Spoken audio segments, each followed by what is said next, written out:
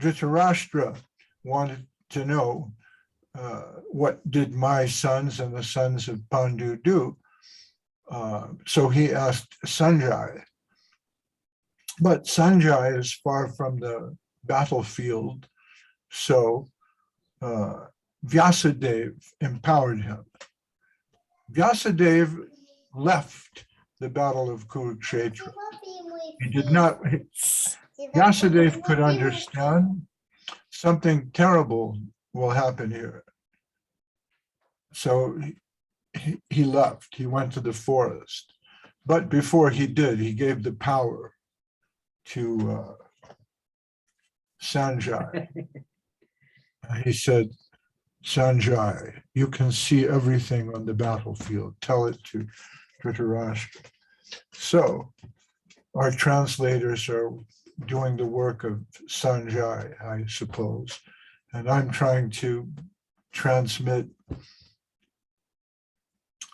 the ideas behind Krishna's words in the Bhagavad Gita. It's a very difficult task in a way. Everyone will construct their own Bhagavad Gita. It's a little bit like, I was trying to think of a good example. And for example, Shakespeare. We don't know what a Shakespeare play looked like. We have no idea. But people wrote about it, so we can consult their opinions. We don't really have a manuscript from Shakespeare. What happened was the actors in his group got together some 20 years after Shakespeare's death, and they said, you know what, we should write this down. So they gathered together the man who played Hamlet and the girl who was in Romeo and Juliet, and they said, okay, now how did that go? Speak your line. And from that, an edition was created that's called the folio, but we're not really sure exactly what a Shakespeare play looked like, especially in the Elizabethan era. They had a different language. It's English, but it's very different. Words mean different things. So when we do a modern Shakespeare adaptation today, some things get left out, some things are included, but we hope that we're being faithful to the spirit of the original. The same is true of music. One of the great composers in Western music is Johann Sebastian Bach. His compositions are famous, and yet in his written manuscript, there are no dynamics. He doesn't say, go faster here, go slower here. Okay, get louder, take it down. We have no idea at what speed the Brandenburg Concerto is supposed to be played. We have two different traditions. There's the tradition coming from the Bach family, because his family were composers, so we suppose maybe they played the music the way Bach liked it. But then again, there are other schools, like the St. Petersburg school of violinists. They have their particular interpretation of Bach based on what was done 100 years ago. So my point is,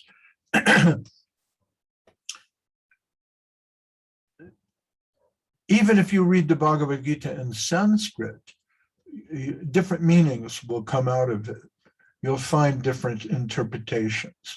So I'm trying to do a humble task here and give my personal reflection on the Bhagavad Gita, which will be different than the reflection perhaps given by your guru or the saintly person that you prefer to listen to.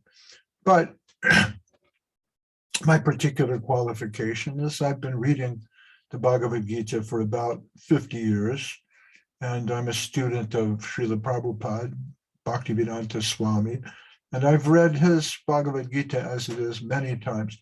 Now, in the old days, back in 1976, the system was to speak on one verse per day, and in this way, go through the entire book. It's important to read the entire book because just reading a couple of lines or a chapter may not give you the complete idea of the Bhagavad Gita. But in the old days, we would do a verse a day. This is a special challenge because we're being asked to explain an entire chapter of the Bhagavad Gita in one sitting. Now, the second chapter is a real challenge because it's quite long. It has 72 verses. And I found that it's impossible to do in one sitting. But we're going to try to do about 30 verses today in about an hour. If you work it out, that works out to 2 minutes per verse, which is difficult. I'd like to take some questions too, if that's possible. I see some people on here. There's Pranashish from Ireland, who's doing a tremendous job with the SOS Press, which has published a few different titles. There's Tapanandini Devidasi of the Yucatan, and this morning she's tasked with a simultaneous translation. I don't know how you do that. Because this is being translated, I'll try to speak slowly and clearly and pause a little bit. So if I do that, try not to get too bored. I see also we have Lilavati, Narayani, Tunga Rasa, Soumya Sham, and Antashesh from Spain, Satyabhama Didi from Morelia, Navasundari, Sankarshan Das, and Meera. That's what I can see on my screen, Vrindavan Chandra. So just as Vyas blessed Sanjaya with the power of narration, I'm taking the position of Sanjaya as well, and I need some blessing from all of you. Otherwise, I can't really do this. So with a little mercy from the Vaishnava, everything is possible.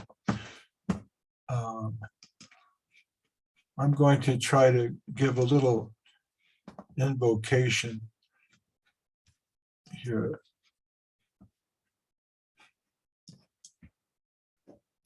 And begin.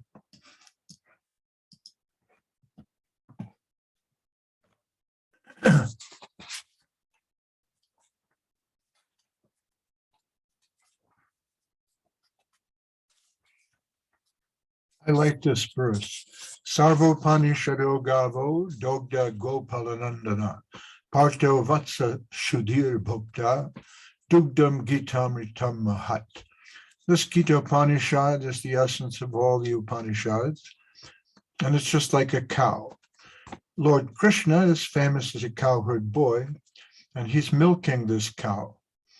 Arjuna is just like a calf, and learned scholars and pure devotees are able to drink the nectarine milk of Bhagavad Gita. So this is an interesting verse also because a cow won't give milk unless a calf is there. So the Gita is not possible to be heard without the participation of Arjuna. This tells me that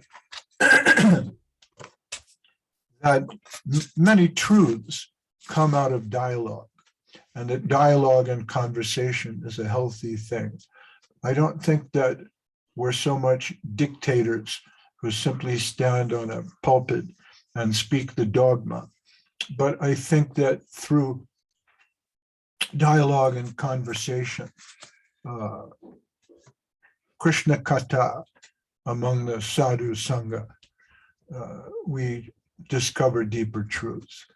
But anyways, I've been invited to speak on this, so please allow me to speak for a few moments. Uh, so when we finished off last week, we were on chapter 2, verse 40. So we come to verse 41, which I always liked. It says, Vyavasayatmika buddhir ekeha kurunandana bahushaka hyanantascha buddhayo vyavasayanam. So Krishna here is talking about a particular kind of intelligence. You can see intelligence as sort of spiritual vision in a way, drishti, yoga vision. And he says, Vyavasayatmika buddhir. That's what we're aiming for. And I think this is easy to understand if you think about the Sanskrit. It's atmic buddhi, atomic buddhi, if you like, but atmic buddhi. What does that mean? Well, Krishna has explained the nature of the soul and the super soul. So atmic buddhi means take into consideration this kind of knowledge, this atma gyan. And that should be your focus. Vyavasaya, it means focus. So Srila Prabhupada translates this as resolution in Krishna consciousness, which is a bit of a stretch because it doesn't say anything about Krishna consciousness here. But we understand from the information given before that we're learning about the Atma and the Paramatma. And what's the relationship?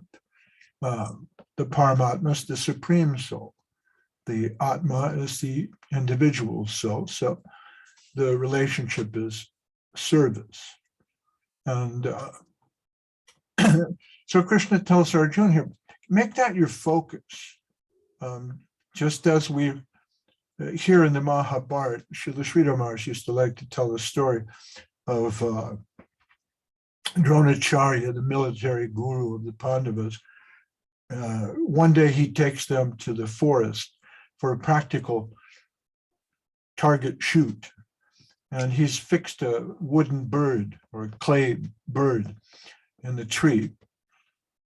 And he says, all right, now your target is the eye of the tree. Duryodhan, come here. And Duryodhan steps up with his bow and arrow. And Dronacharya asks him, okay, now focus on the target and tell me, what do you see?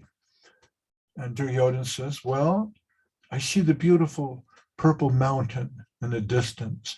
I see the flowering tree. I see the leaves on the tree. And in the tree is the bird. And Dronacharya said, oh, okay, stand over there. Bhima, you come. Focus on the target. What do you see? And Bhima says, well, I see that branch over there, and there's the bird. I'm supposed to shoot the bird. And Dronacharya says, all right, Arjuna. And Arjuna steps up, and he says, what do you see?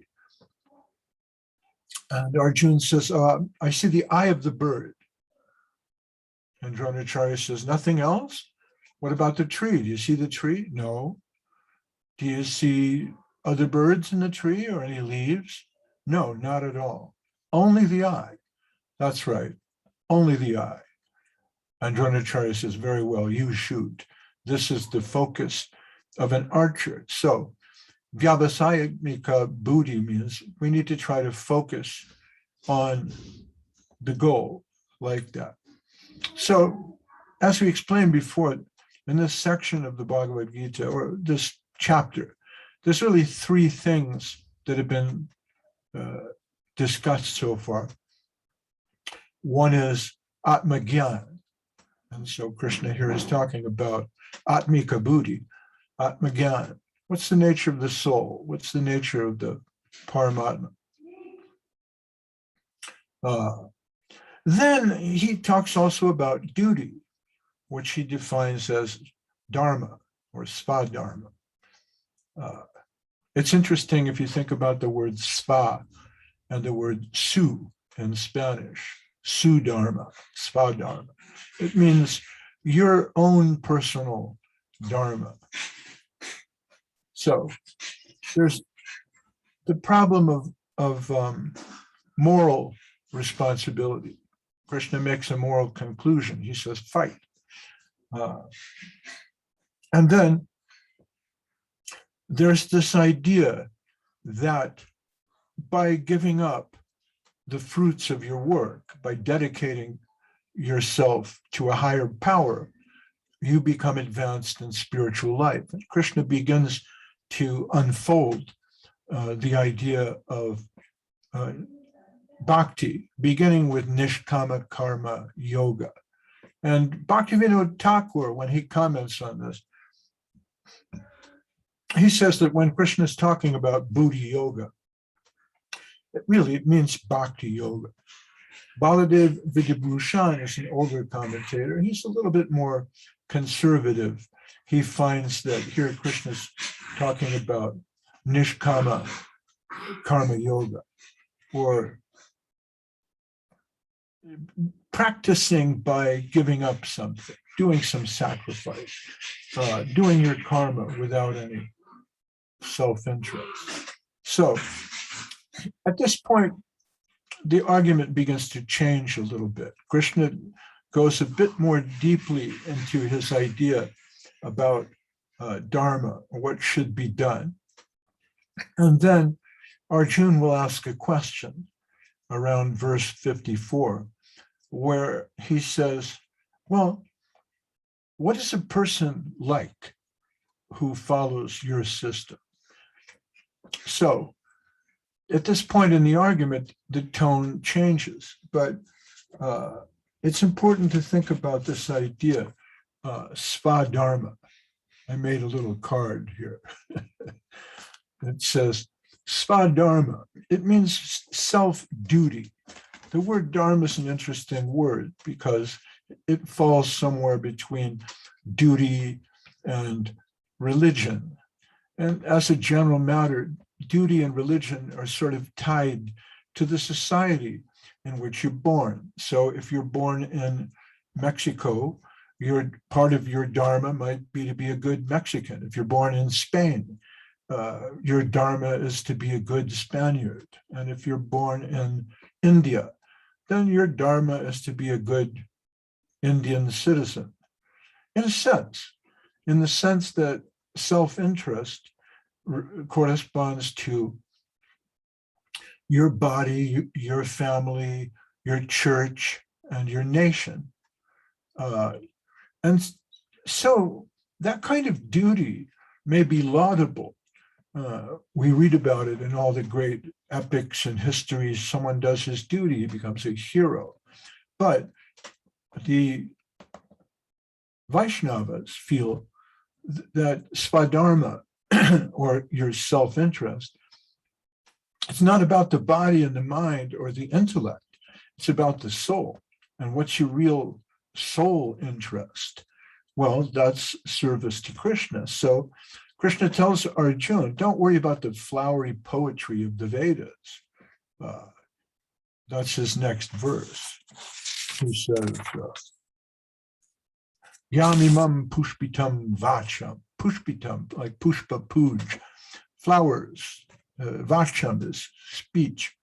So Krishna says, the people who love the flowery language of the Vedas are mostly not very well educated. Baladev Vidyabhushan says, unintelligent people absorbed in the praises of Svarga in the Vedas. They think there's nothing higher than Svarga Loka, Bhur Bhuva Sva. So they love these very attractive words that we find in the Vedas. But there's a Veda for everything.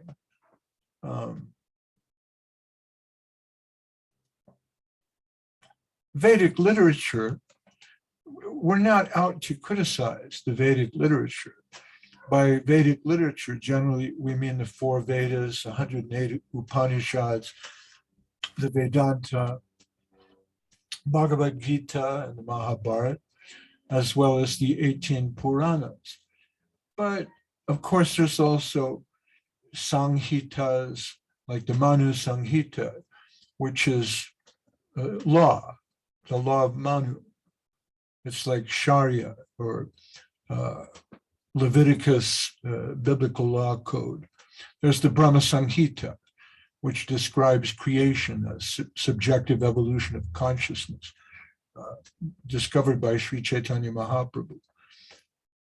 Even then, there's books on the art of war, and this is long before Machiavelli.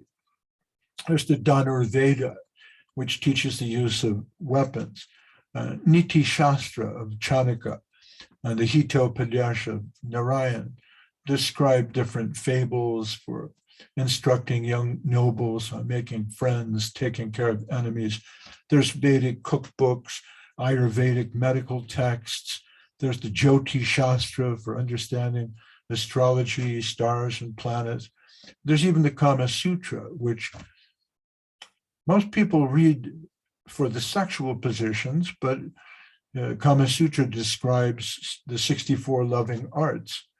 The problem is many of these different Vedic texts really relate to a more samsaric concept of Dharma. In other words, the idea of Dharma that goes with the body. And you can practice being a good carpenter, a good lawyer, a good doctor, and follow the Dharma of that. But that's not what Krishna is talking about here. So just as a side point, it's kind of interesting to note that while the Vedic literatures are certainly eloquent and poetic, the Bhagavad Gita itself is often criticized because it's written in a very simple Sanskrit meter, which is the Anushtab couplet, Yamimam pushpitam bacham pravadanti avarshita vedavarata parta nanyadashtiti varina. It's a very plain line. Whereas so much Vedic literature, it's written in a very flowery language, so that it's not only promising poetic heavens like Svargaloka, but its language is difficult to understand. It really hides the deep esoteric truth. Flowery language makes great poetry. I think about the 16th century Spanish poet, Luis de Góngora. He was a master of this kind of style, so much so that he's mocked by Cervantes. In a very famous quote from Cervantes, he shows the silliness of so much eloquence. He says, and you have to pardon my accent, he says, La razón de la sin razón, que a mi razón se hace, de tal manera mi razón enflaquece, que con razón me quejo de la vuestra fermosura. So this translates as, the reason for the unreason to which my reason turns, so weakens my reason, that with reason I complain of thy beauty. And this sort of style was very, very popular around the time of Shakespeare, who would never say something like, hurry up.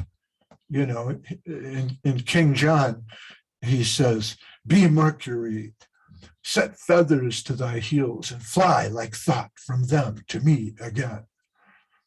So he could have just as easily said, hurry up, but he doesn't. Why? He's trying to be poetic. But Krishna is not using this kind of high poetic language. He's explaining things in very, very simple terms, which is why the Bhagavad Gita enjoys more than 2,000, 3,000 years of use. The Vedas promise a lot of things, good karma, good birth, good sex. And even today, people practice yoga for these things. They like the idea of yoga because you can have a firm body, firm legs, a better stomach, and you can be more good looking. But this is not the point of yoga. The idea that you do good things, do good karma, live nicely, it's something like when a slave or a prisoner works really hard so he can get better food in exchange for hard work. And maybe he gets slightly better conditions in the prison, but in the end, he's a slave. So Krishna's pointing out here that you shouldn't become a slave to your appetite, to your mind and senses, and forget your real self-interest or swadharma. Why ask the gods for temporary things? Here in Mexico, I'm often asked, okay, well, do you pray to God for things? And I have to say, no, we don't do that. We don't want to trouble God with our little problems. We want to become his friend. And a lot of people I talk to find that as very strange and mysterious because they want to pray for a motorcycle, or it's like asking Santa Claus for a pony or something. But why ask the gods for something temporary and forget our eternal self? As the Bible puts it, what profits a man who gains the world but loses his eternal soul? So Krishna moves on and says, by becoming addicted to sense pleasure, the problem is you can't focus yourself on dedicating to Krishna. That's kind of interesting. There's this psychologist named Abraham Maslow. He has this pyramid of what he calls self-actualization, and at the bottom of it is food. Vedic analysis talks about Annamaya, Pranamaya, Jnanamaya, Vijnanamaya, Anandamaya. At the bottom of the pyramid, we're interested in food, sex, enjoyment. And as you move up the pyramid of Maslow, he says, well, then you need love, emotional satisfaction, security. And after having all those things, you can dedicate yourself. But the problem is if you remain on the lower part of the pyramid and become addicted to different kinds of sensual pleasures, then you can't develop this kind of atmika buddhi. You can't focus. Krishna says, Trigunya Vishaya Veda, and this Trigunya Bhavarjana, that mostly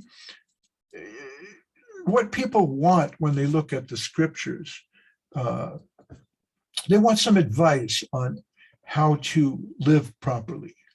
So because of that, most of the Vedas really deal with Trigunya, what's going on in the world of Sattva, Raja, and Tama. Trigunya Vishaya Veda, Nistrigunya Bhavarjuna, Nirdvandvo Nitya Sattvasto, Nir Yoga Kshema Atmavan. He says you have to go beyond the material life. Otherwise, you're just going to be trapped forever. He says, Yavan Arta Udapane Sarvata Samplutodike. That's a nice word, Samplutodike. It sounds like rain, Samplutodike. It sounds like rainfall. He's talking about, he says if you have a big natural lake of clear water, that will take care of all your water needs. You can water your field, you can drink from it, you can bathe there. Then why go to the well with a bucket? So he says your spiritual needs are more important than your material needs.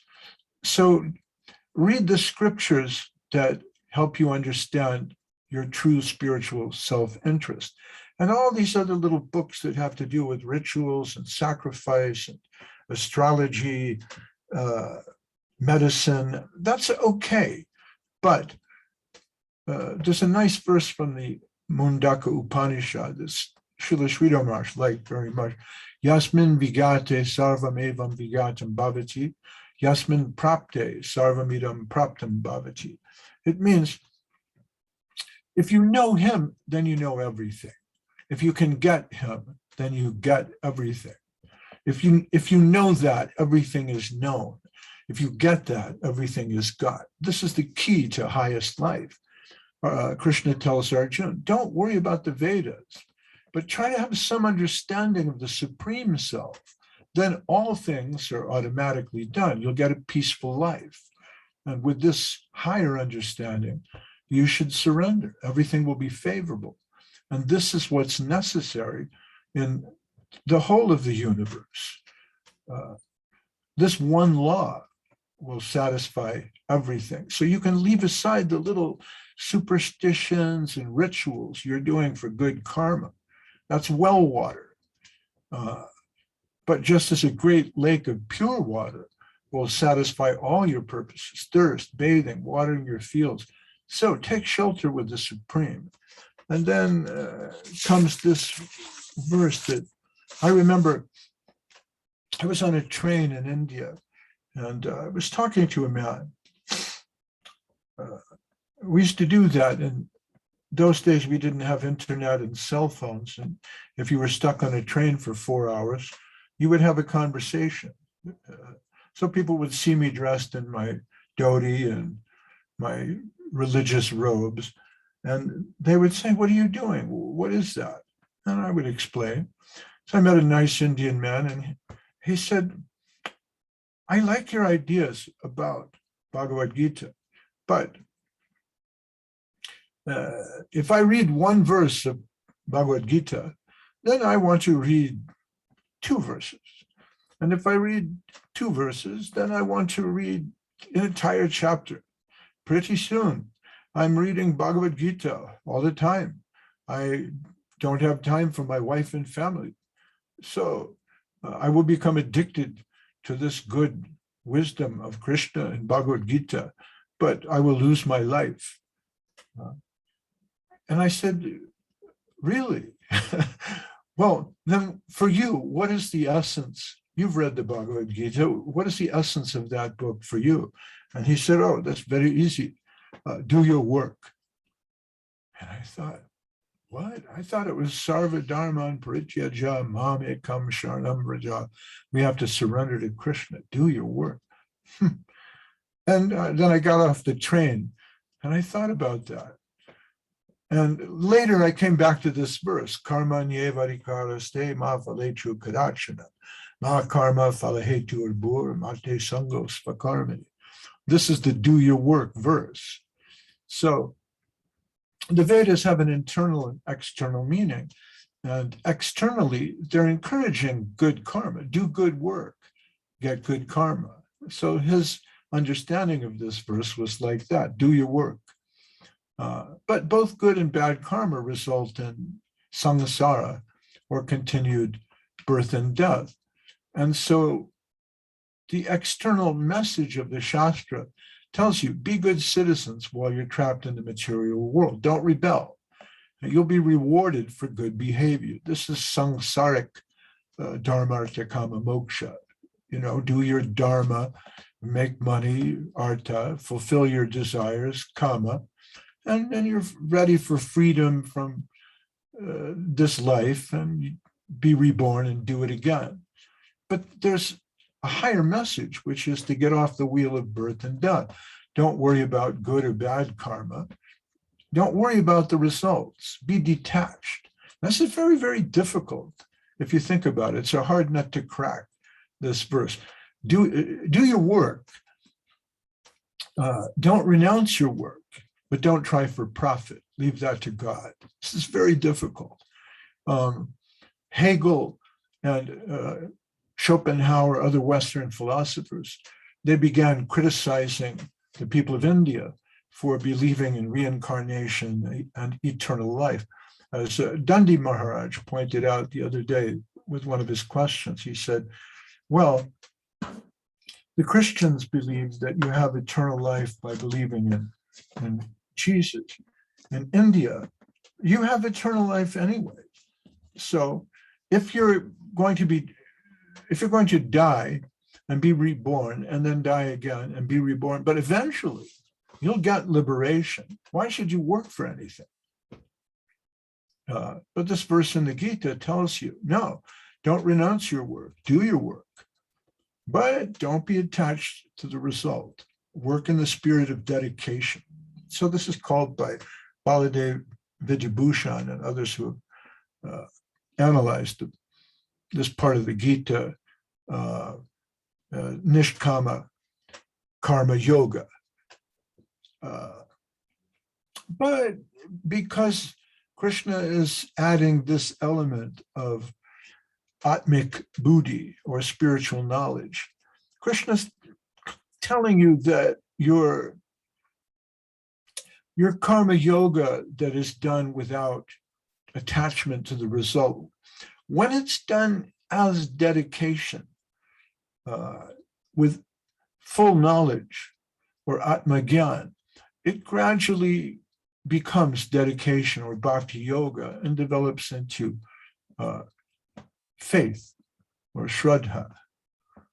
So he tells Arjuna, yoga stakul karmani sangram chaktva dhananjaya siddhya siddhyo samo budva samatvam yoga uchite. So be balanced in your work, be equipoised. And this is very difficult. Jesus Christ said somewhere that you can be in the market, but you don't have to be of the market. In other words, most of us are walking through this material world. We can't live in an ashram 24 hours a day, 365 days a year for 50 years. Some people can, but most people will find that that's impossible to do. But you don't have to live in an ashram to practice what Krishna is referring to here as Buddhi Yoga. It's important to be equipoised. Your internal situation, your internal yoga is just as important as your external yoga. So Arjuna is told, don't worry about success or failure. Do your best, but balance your effort in harmony with this knowledge that I'm teaching you. Avoid vice. And how can you do that? How do you control your senses and avoid vice? There's a lot of temptation. Krishna says, surrender with intelligence. This is bhakti yoga. And those people who want to profit through their actions are really misers. They don't understand the value of life. Buddhi yukto jahatiha ubhe shukrita dushkrite tasmad yogaya yujasva yoga karma masu koshalam. So he says, if you understand what I've taught you, you'll see that through devotional service, one goes beyond mundane piety and conventional ideas about what should and shouldn't be done. And it's interesting because if Friedrich Nietzsche writes a book that's called Beyond Good and Evil, he's hailed as a genius. But if I try to talk about the Bhagavad Gita, I'm being dogmatic. I'm explaining the dogma of some old religion from India where they have the caste system and they don't treat women properly. But Nietzsche, wow, what a genius, beyond good and evil. Now that's heavy, that's deep. But that's what Krishna is saying right here in the Bhagavad Gita. He says, Sukrita dushkrite, buddhi yukto jahatiha, ubhe, both sukrita and dushkrita. So you know the word sukriti, krita, it means to do something good. And dushkriti, it means to do something bad. But the idea of what's good and bad is twisted. We live in a world where a system that's based on exploitation is good. We want more exploitation. When they give you the report about the economy, they say we need more growth. We need to exploit more. And so the values of the modern society are based on lying, cheating, stealing, and violence. The modern political systems depend on that. And this system supports religious and political leaders who advocate the destruction of mountains, for example. We have to explode an entire mountain because under the mountain there's gold, there's silver, there's coal, maybe there's cadmium for making batteries, and rivers, the same. They suck petroleum from the earth, burn it off, poison the air, and change the climate of the planet. But that's good. All that's considered good. Anyone who questions the status quo is evil. So Krishna's pointing out mundane ideas about good and evil are very changeable. War and violence is normal. Drugs are freely dispensed to create a docile public. So in our modern world, the idea of good and evil is twisted. And so the mundane logic of doing good karma, it avoids the real truth about the eternal self and the need to become free from birth and death. And Krishna is saying, Buddha Yoga, the path of devotion and bhakti, helps us see beyond that. So Nietzsche explains the need to go beyond good and evil. He's supposed to be a genius, but Krishna explained this thousands of years ago. Go beyond karmic good and society's ideas of evil. But be careful. We need to be careful. Bob Dylan said, to live outside the law, you must be honest. Krishna continues, Karma jam buddhi yukta hi phalam chakva manishina janma bandha vinirmukta param gachanti anamaya. So he says that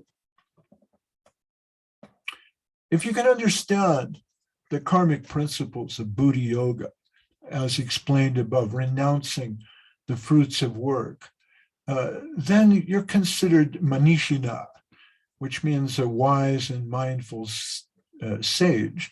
And the devotees who have perfected this free themselves from birth and death and attain positive and progressive immortality. He says, Jara te moha kalilam, buddhir vyati tarishati, tada gantasi nirvedam shrotavasya shrutasya cha. And he says, so when you become free from this kind of illusion, then you're indifferent to all that has been heard and all that shall be heard. So he's referring again to the flowery words of the Vedas. It's easy to read different scriptural explanations and become bewildered by them. Srila Sri Rama's like the Tarko Pratishta Shrutayo Vibhina. The Shruti always have these different arguments. And Tarka, it's hard to establish. So as long as you're trapped in arguing, oh, does God exist? Does consciousness exist? Does the soul exist? Are we all one? You can become bewildered by argument because nothing gets established. But with the kind of wisdom that Krishna is giving here, you should be able to see things in perspective. So this is not a sectarian or dogmatic treatise that he's putting forward. He's saying if you can understand yourself as soul, God as the supreme soul, and the need for sacrifice and dedication, then you'll see things in perspective. So whether you're reading the Vedas or you're reading the forest and the trees, the sky and the ocean, or the newspaper, your reading will be about God, about Krishna. Sometimes people would criticize my guru, Srila Sridhar Maharaj, because he liked to read the newspaper. And then another more enlightened sannyasi said, well, when Srila Sridhar Maharaj reads the newspaper, he's reading the Vedas, because it's the same to him, whether he reads the Vedas or the newspaper. So he realized the purport of this verse, that whatever you read will give you enlightenment, because you'll understand that every wave is favorable, even war, pestilence, plague, famine, flood, drought, or poverty. And in this way, you'll become indifferent to everything that has been heard and all that is to be heard. So any new learning will only deepen your transcendental knowledge, and you won't be swayed or seduced by the flowery language of false prophets. This way, you'll develop your own criteria, and you won't be swayed by so many different points of view. Shruti vipratipanate yada stasyati nishchala samadav achala buddhis tada yogam of avyapsasi. Avyapsasi. It's a difficult word to pronounce. Achala.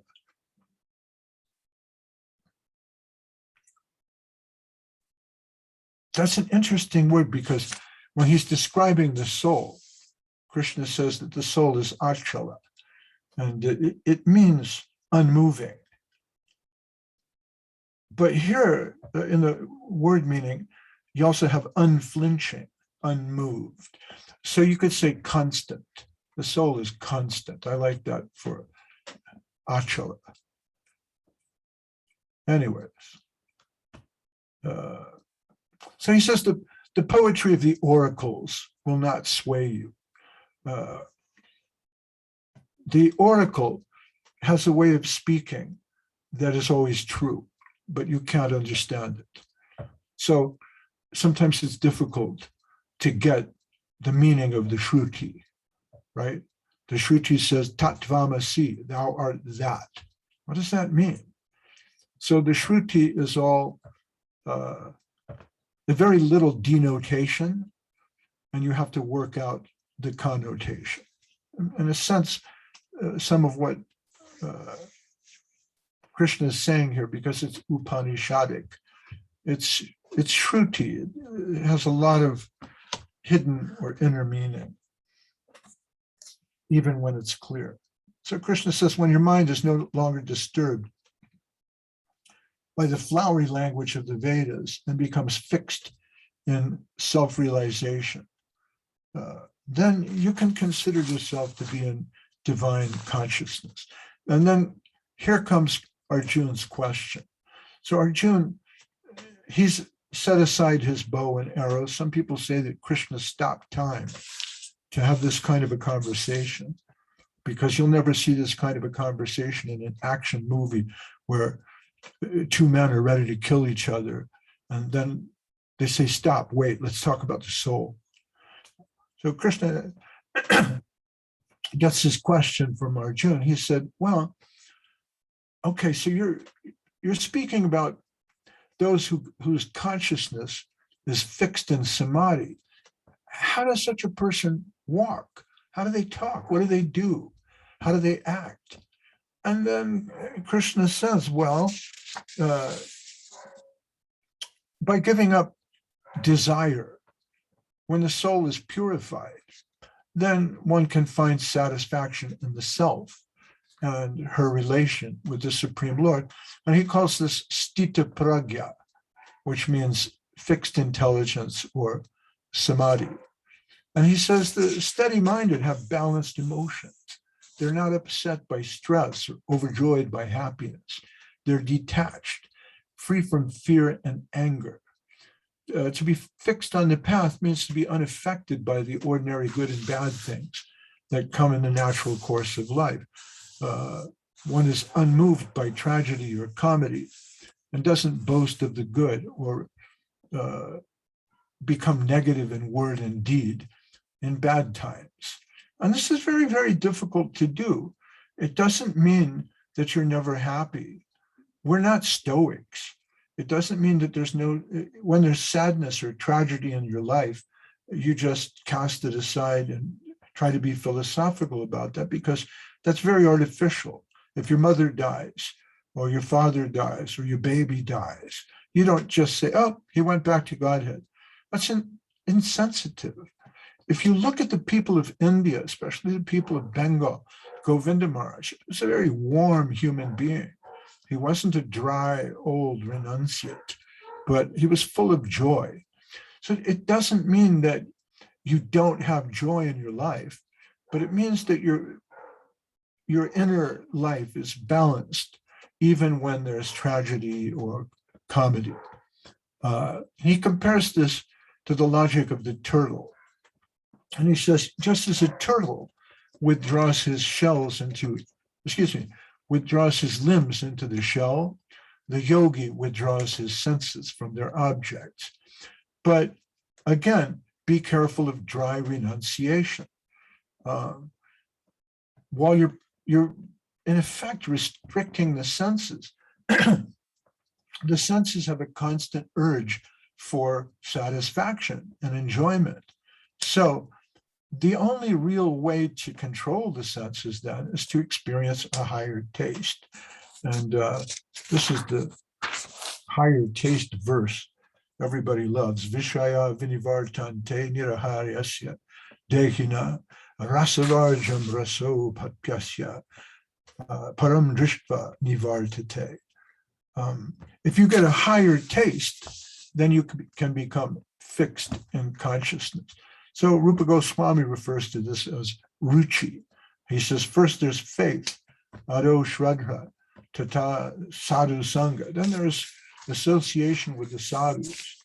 And by gradual association with the sadhus, one develops ruchi, or a taste. Otherwise, the senses are too strong. They'll carry your mind away, even if you practice yoga. So sthita pragya, or fixed transcendental consciousness, or samadhi, means the same thing. It means you can control the senses by fixing your consciousness on Krishna. The goal is not mere samadhi, but Krishna consciousness.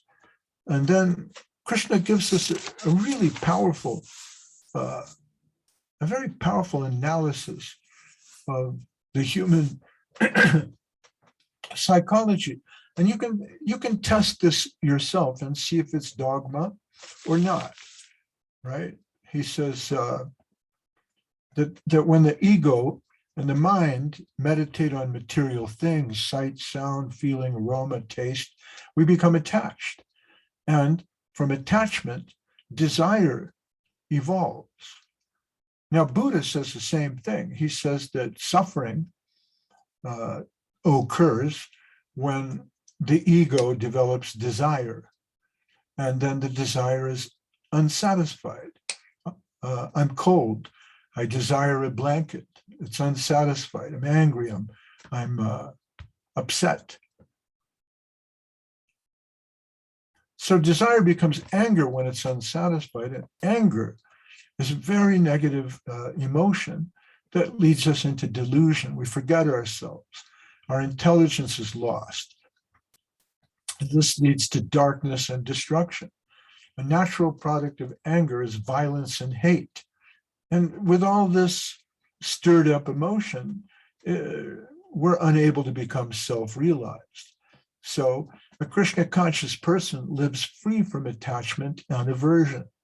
It doesn't mean that you don't like things or that you like things, you know? It doesn't mean that you see a beautiful sunset and think, oh, this is Maya. It means that you're free from addiction and obsession. You have to develop a certain kind of spiritual consciousness. And that way, self-control or sense control comes automatically. And this way, one finds peace through the mercy of God. And he uses the word prasadam. Then the 65th text. I'm sorry if I'm going fast here, but trying to summarize a chapter. He says, Prasade sarva dukkhanam hanir asyo pajayate prasana chetasyo hyashu buddhi paryava tishtate. So if you develop this sort of inner satisfaction in Krishna consciousness, the threefold miseries of material existence are not going to bother you anymore. It doesn't matter if there's mosquitoes or somebody screams at you or you're having a bad day, because you're fixed in Krishna consciousness. So you become free from anger. And on the other hand, those who are ruled by the senses, they can't be happy. Krishna says, well, how can those who have lost their connection with God become enlightened? They're like boats on a storm, carried by the waves and wrecked. You have no direction in life. And even one of the senses can carry away our intelligence. There's some good stories about that, but I'm running out of time. So he says, therefore, O mighty armed, Mahabaho, one whose senses are restrained from their objects is of steady intelligence. So he's using these different ideas. Shtita di, or shtita pragya, means fixed intelligence or fixed knowledge, or vyavasyatmika buddhi, focused atmic intelligence. And he says, if you can become established there, then you'll know peace. This is possible through higher love of God or bhakti.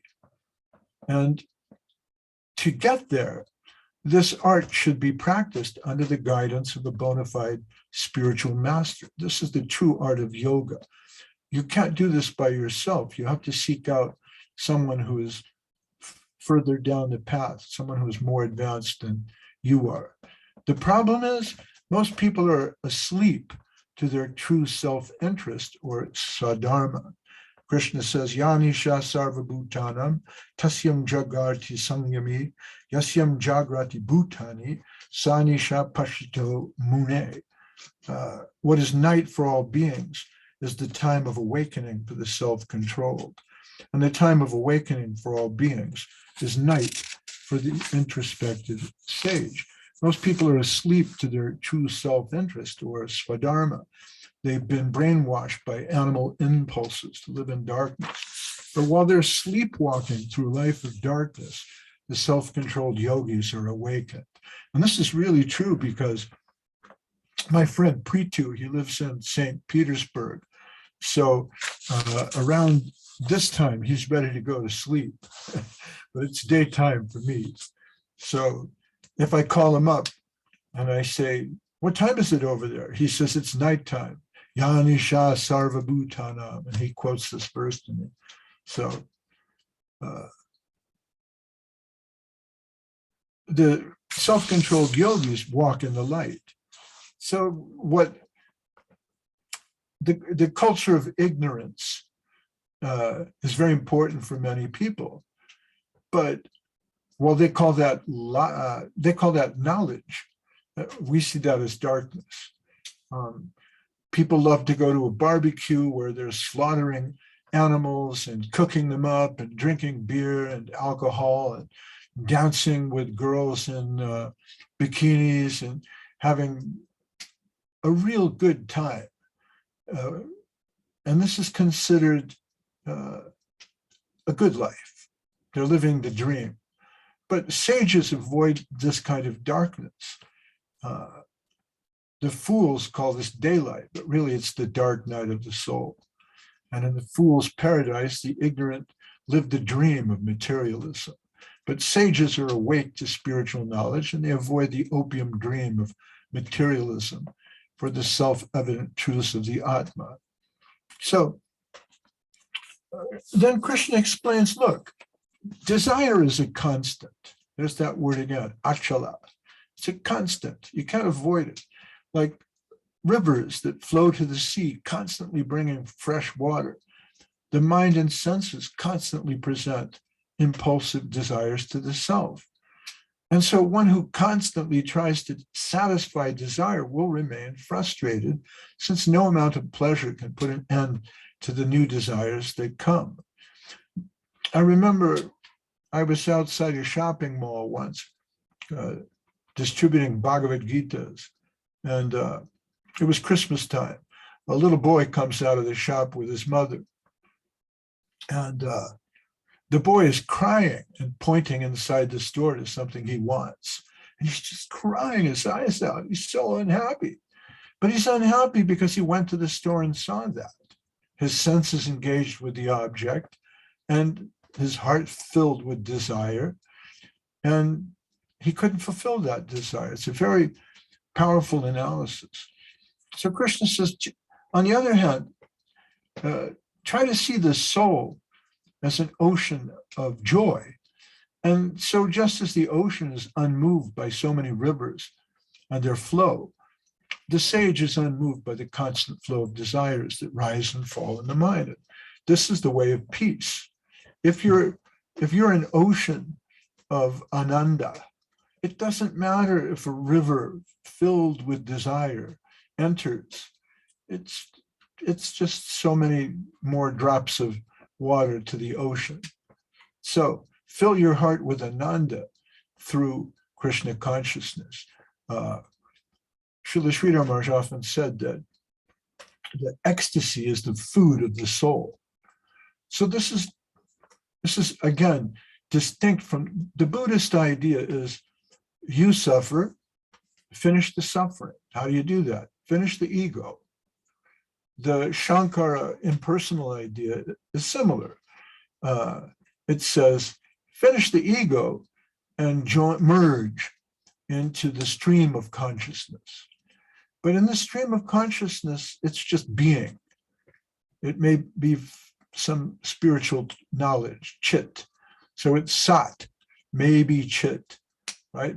But we're interested in sat chit ananda, or the divine flow of spiritual bliss in the heart. So fill your heart with bliss, and anger won't be a problem.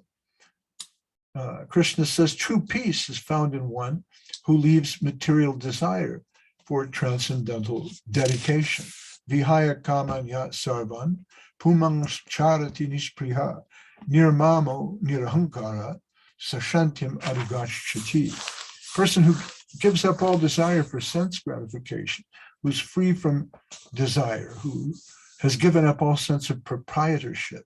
That's a difficult one. And is devoid of false ego. He alone can attain peace. And then he concludes the chapter with a nice verse. I like the translation here in the book I'm looking at.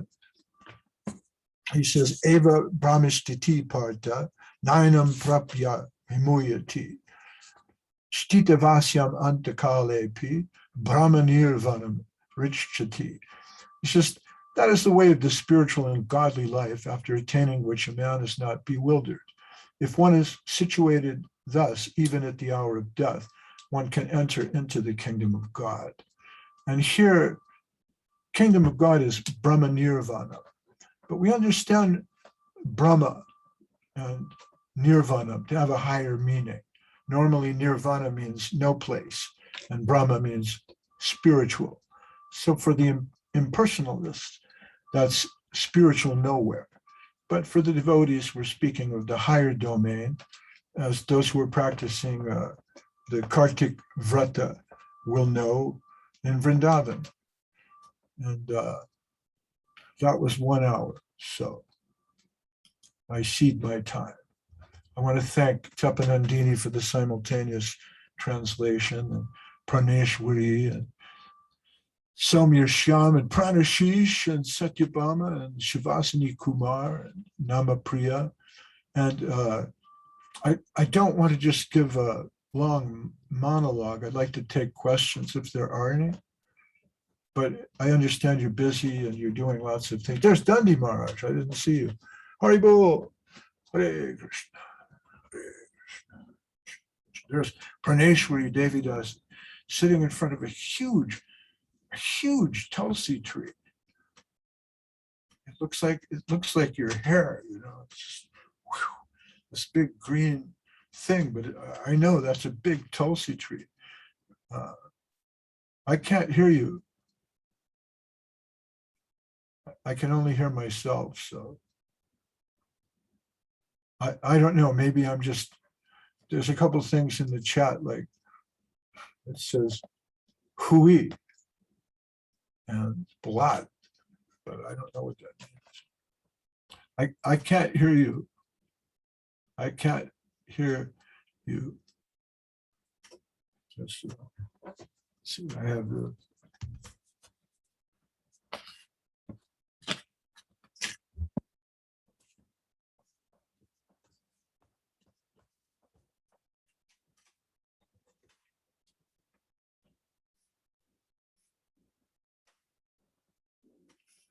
Can you hear me?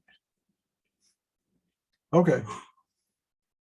So, some of my talk was prepared. I had to write down some notes. And I'm reading a bit from my notes, but it's not my style. I don't really like reading, but some people are doing translations, so the reading may be helped. Are there any questions? So my sources for my talk were, I was looking at the Bhagavad Gita translation by Bhaktivedanta Swami, right? And also have the hidden treasure of the sweet absolute. And this is cool because Sridhar Maharaj does not comment much, but when he does, for example, the comment about Buddhi Yoga comes from Sridhar Maharaj's book, and he quotes Bhaktivinoda Thakur, where Bhaktivinoda says, it will be revealed that Buddhi Yoga is a singular path. When Buddhi Yoga is seen to be limited by the ideal of action, it's karma yoga. When it goes beyond action to knowledge, it's jnana yoga. And when transcending the limitations, it touches bhakti or devotion. It is then known as bhakti yoga, or perfectly pure and complete Buddhi yoga. And I thought, maybe somebody's going to challenge that and say, well, okay, Bhaktivinoda, but where does Bhaktivinoda say that? And so I have here the Bengali version of Srila Sridhar Maharaj's Bhagavad Gita. And Bhaktivinoda here says, Mantavya. You can see this is in Bengali. Okay. This is Bhaktivinoda. He says, Pore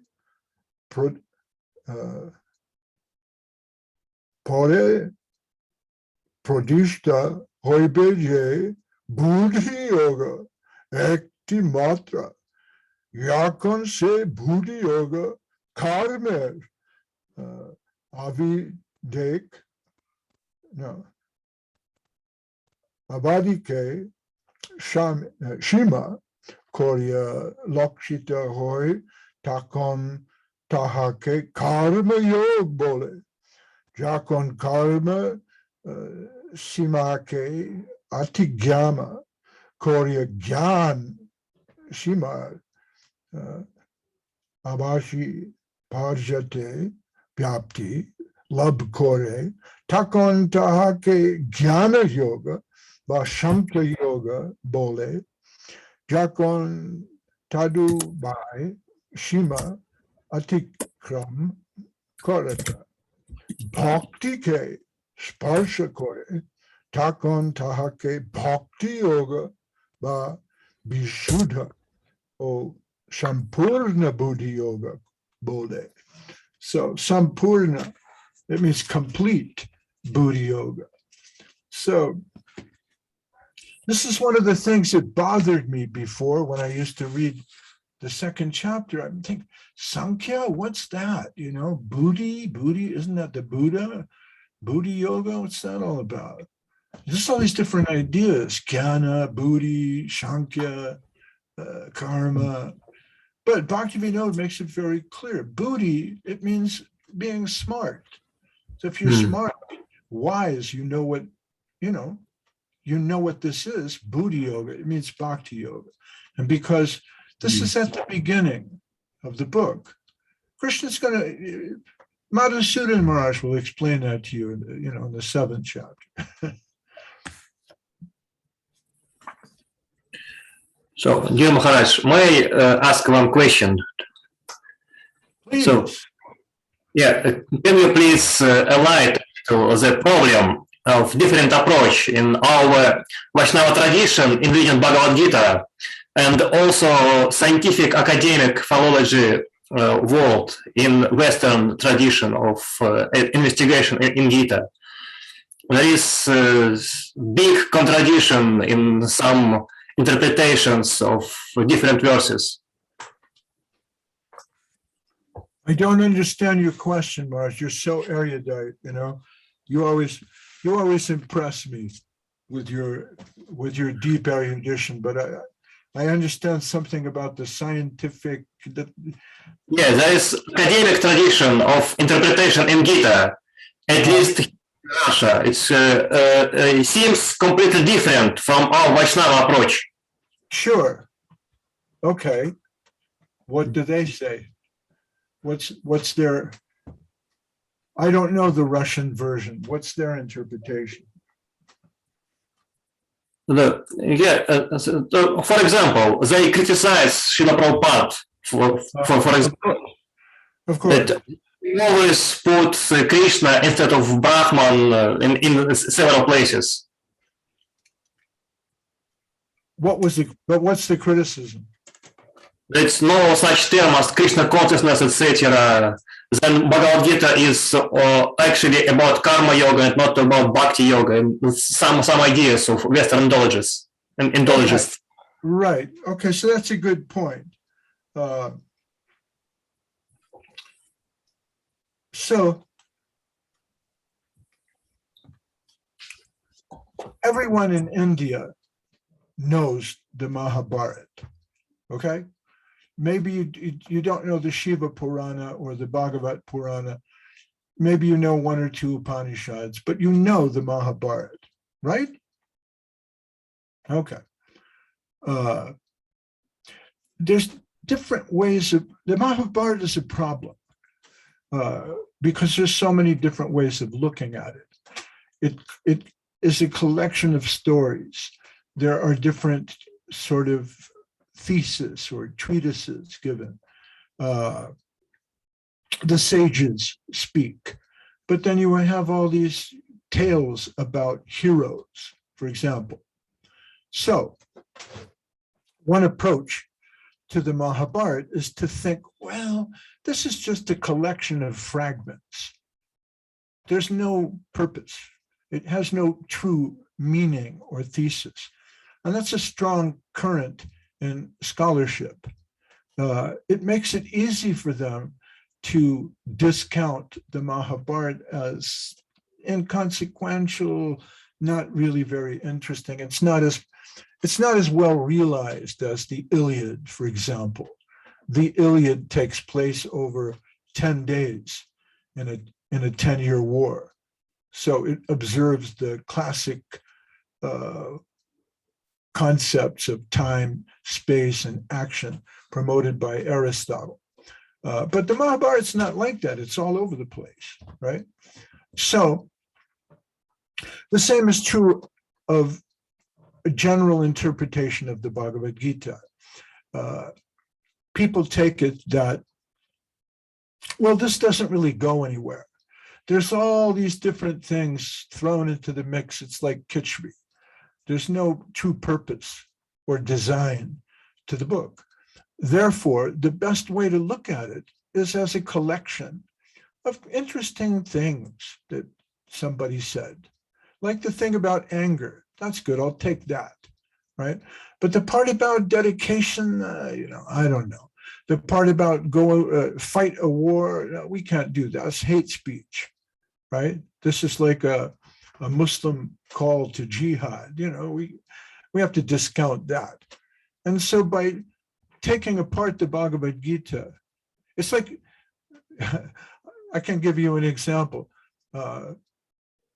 Say you have a beautiful motorcycle, a beautiful BMW motorcycle, right? And you think, well, the engine is really cool.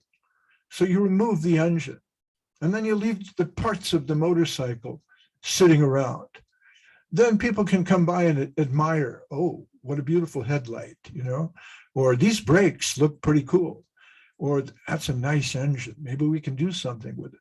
But they're avoiding the true purpose of the machine. When it's completely assembled, it's a work of art. I know this because my brother told me the story of how one night he got really drunk and took apart his motorcycle because there was some problem. And when he woke up the next morning, he couldn't remember how to put it back together. So it sat on his front lawn for 10 years. And so to look at the Bhagavad Gita in fragments and then say, okay, well, this section here talks about karma yoga, and that section talks about jnana yoga. And this is all very interesting, but we have Christianity, so we don't need that. People are afraid. People are very afraid of Hinduism.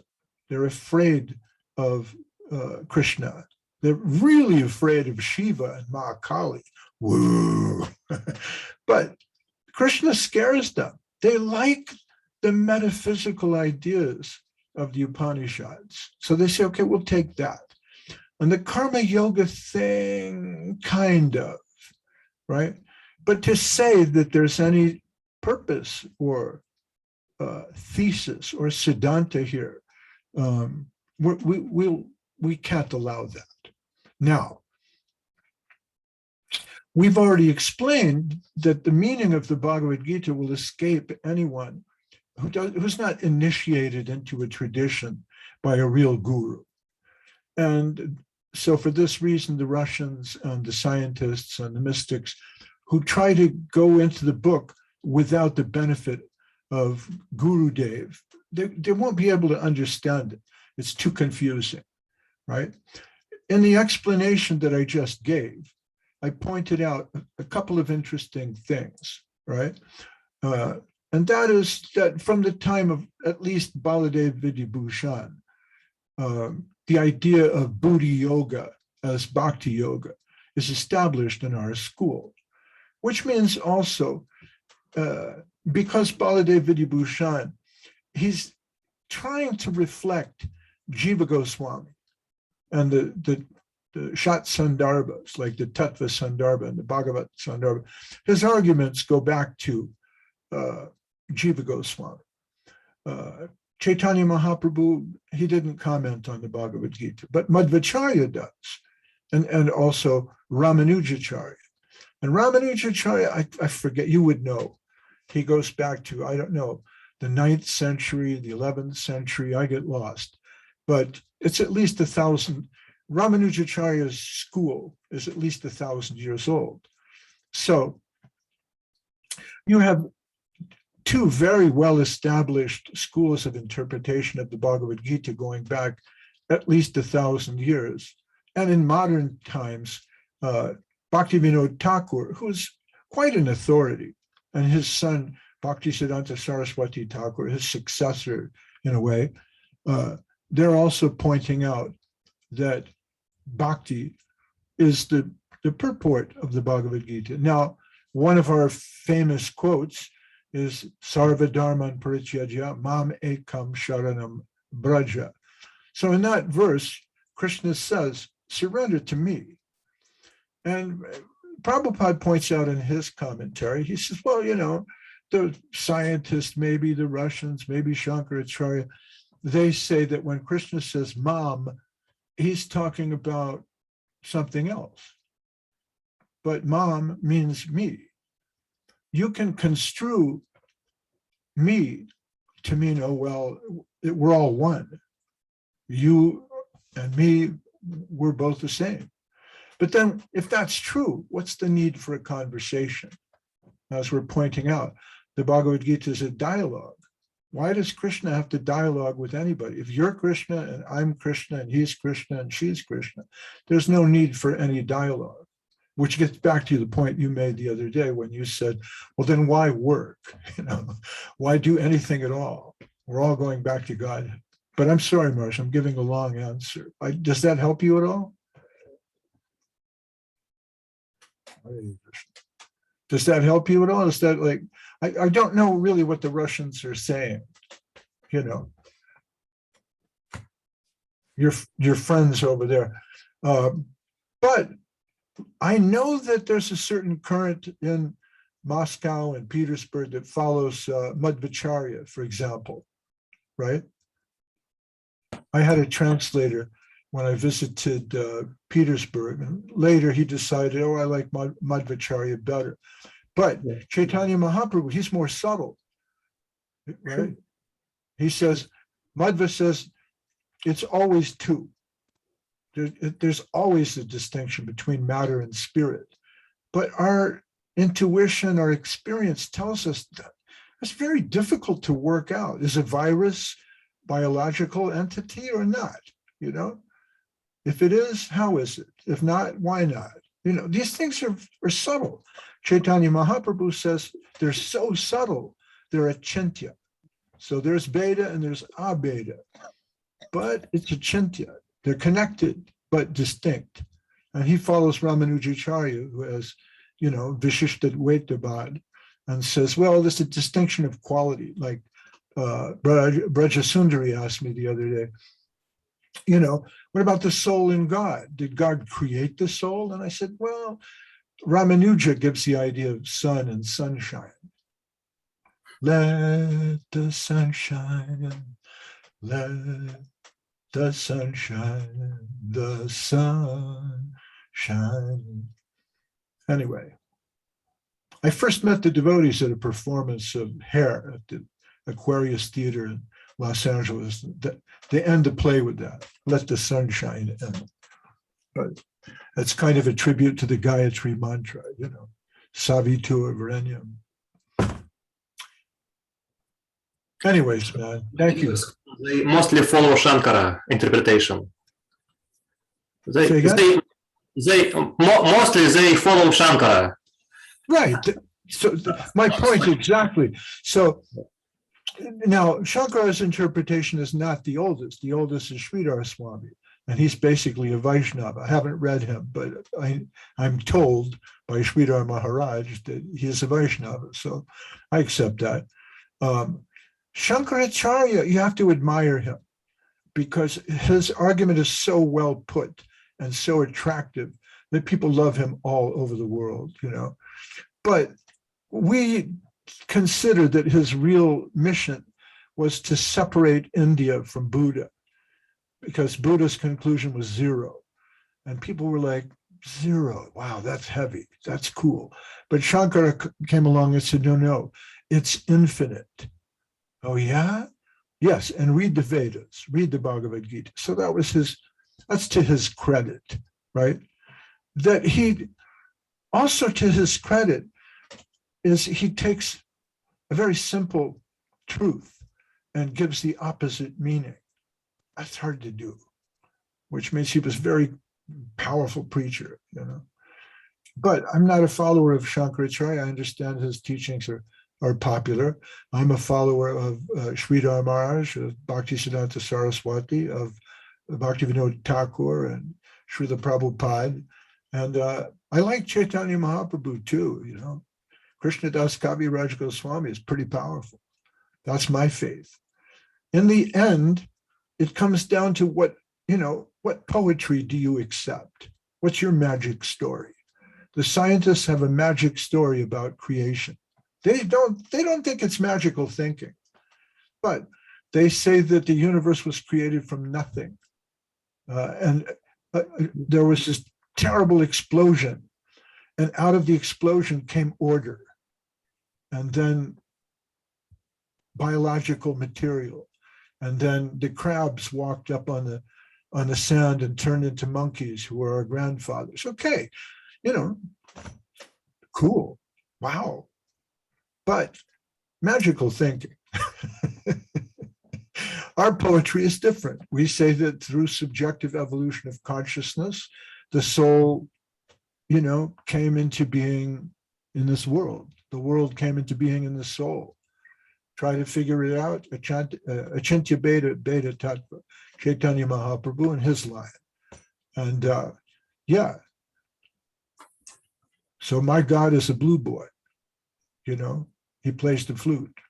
So if you think I'm crazy, that's fine with me. I don't care, right? I have my poetry, you have your poetry, but this is what makes me happy. You love the infinite. How can one practically stay balanced? This is a really good question. And don't be affected by the laws. You can't. You must be affected by the laws.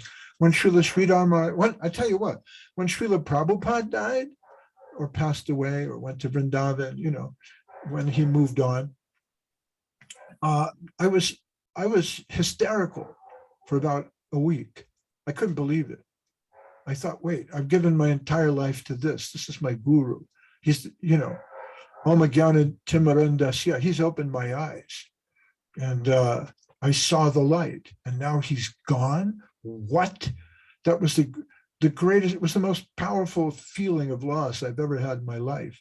And then when Srila Sridhar Maharaj passed away, it was like, I don't know what I'm going to do. It was a terrible blow. Some people, they went on, but I wasn't balanced, How can one practically stay balanced and not affected by the law? I think, on the other hand, I think you can be affected and yet remain balanced. One of the ways that we do that is through work.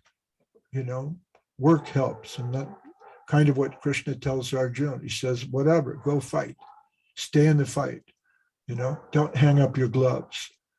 And so here I am 50 years, 45 years later, I'm still in the fight, kind of, So your faith is what sustains you, your inner life, your inner peace. Even, people ask, well, how do you get more ecstasy? Sometimes you can't, right? How do you move from this stage to the next stage?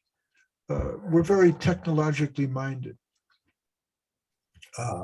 We want to understand the recipe, the process. How do I get to the next step?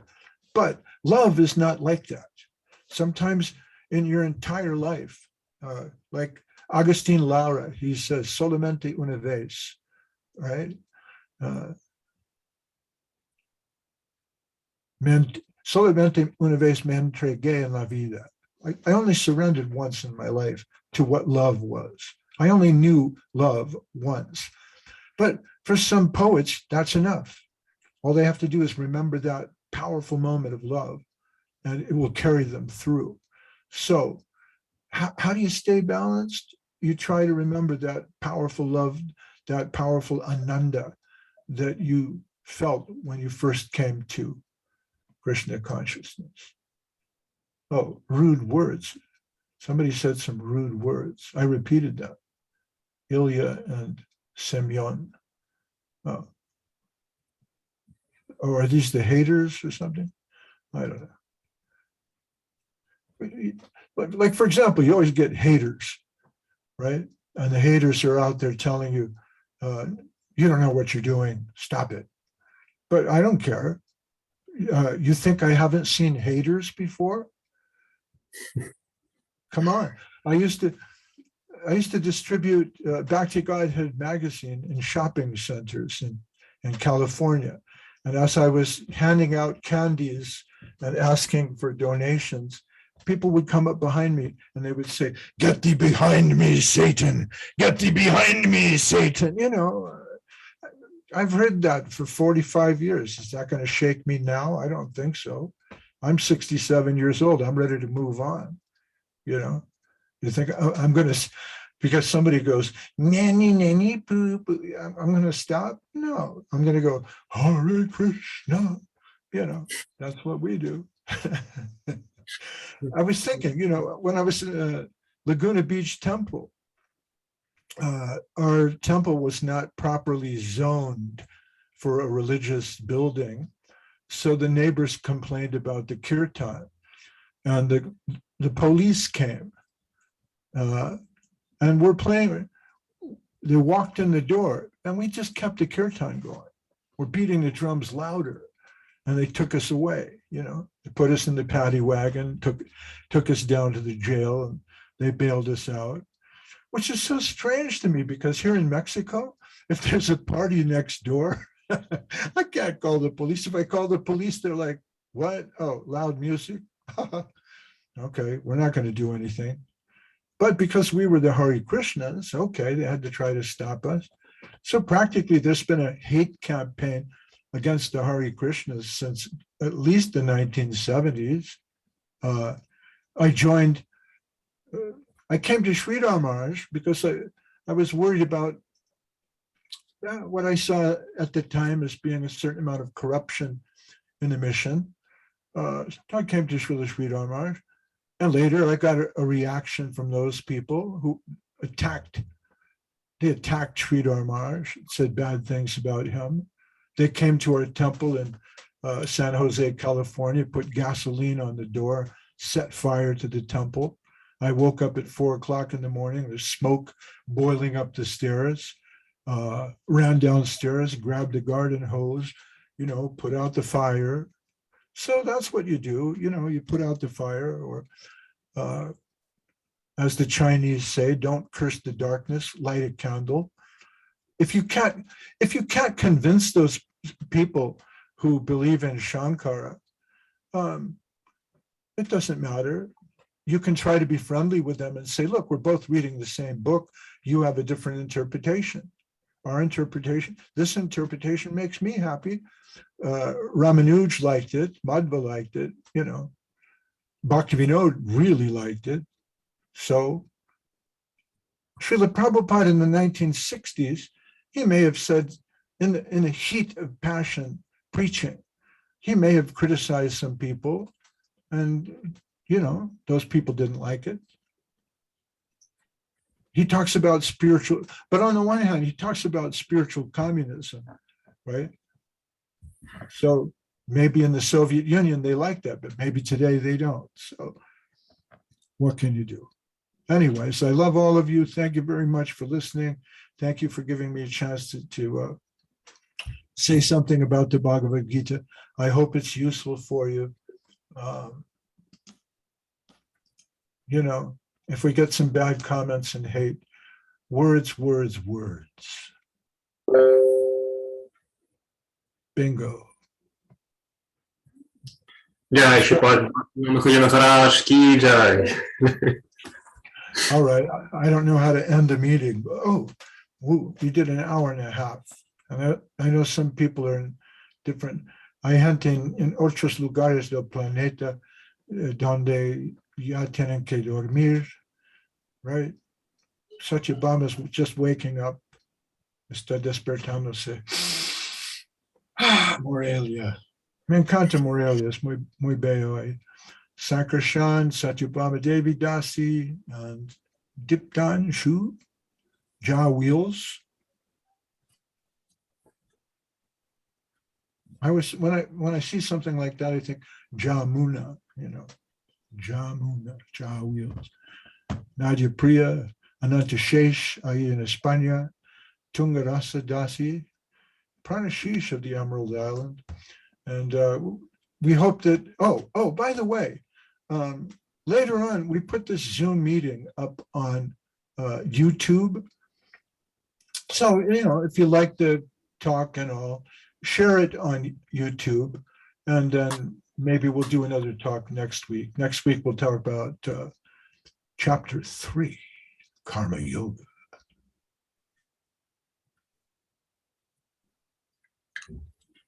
Braja Sundari, you're the leader. Yes, do you hear me now, Prabhu? Yes, I can hear you fine. Yes. Sorry. Okay, next week we will meet again at the same time at 1 hour later from our usual time. I cannot tell when because we are from different parts of the world. And so Mahayogi Prabhu will be speaking with us about the third part of Bhagavad Gita. Mahayogi Prabhu, thank you very much for your talk. Thank you very much. Jai, Mahayogi Prabhu. Hare Krishna. Yes, I want to ask everybody to accept our Dandavat Pranams, our obeisances, and goodbye. Hare Bye-bye. Krishna. Bye.